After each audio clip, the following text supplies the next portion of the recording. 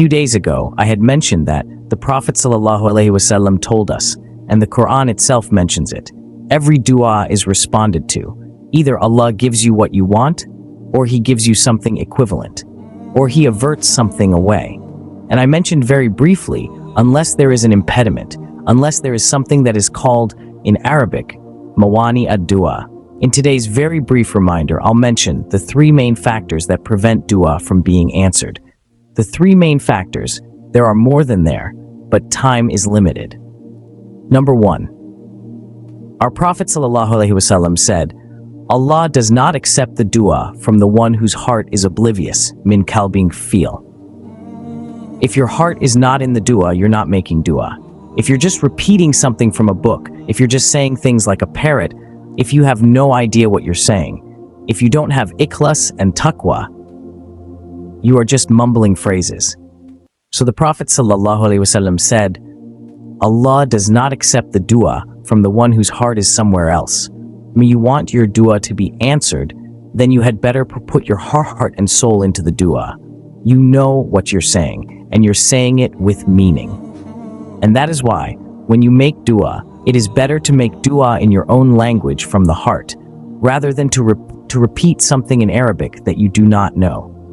Dua can be done in any language, so the dua should come from the heart, and it should have meaning to it. That's the first impediment.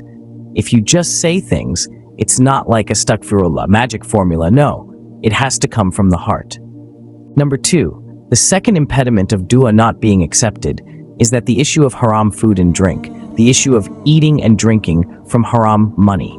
So when your body is being fed from haram, and when you don't care where your money comes from, well then, the dua will be rejected.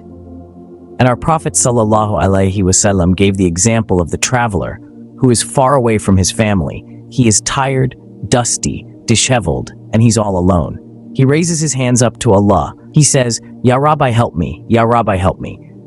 Everything is going to work out for him. But then the Prophet says, Oya maramu haram, oya matbasuhu haram, oya masrubuhu haram, fa'anna uwas tazabula. His food is haram, his drink is haram, his clothes are haram. Then how do you think he will be responded to? So one of the main impediments of dua is to not have halal risk.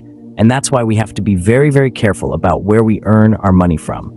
If we eat haram, drink haram, wear haram, well then it will be rejected from us. And the third impediment of dua, our Prophet has said, Allah will respond to every one of your dua as long malam yastahjil, as the servant isn't hasty. The Sahaba said, what do you mean hasty? Does it mean we read a quick dua rather than slow? The Prophet ﷺ said, no, the hasty one is, listen to this, is the one who makes dua and he doesn't see the response. So he says Allah is not going to respond and he stops making dua because he doesn't see the effect of dua. And the Prophet ﷺ is saying, Allah will respond as long as you don't give up. So giving up on Allah, astaghfirullah, giving up and saying Allah is not going to answer my dua is one of the main causes of dua not being responded. To summarize and conclude, number 1, what is the number 1 issue of dua not being responded? When you're not paying attention, you're just saying things. 2, you don't care about your risk. You're not caring about where your own money is coming from. Then the dua itself not going to be responded. And number there, when you're hasty in dua, don't do these things. And inshallah, your dua will be responded to.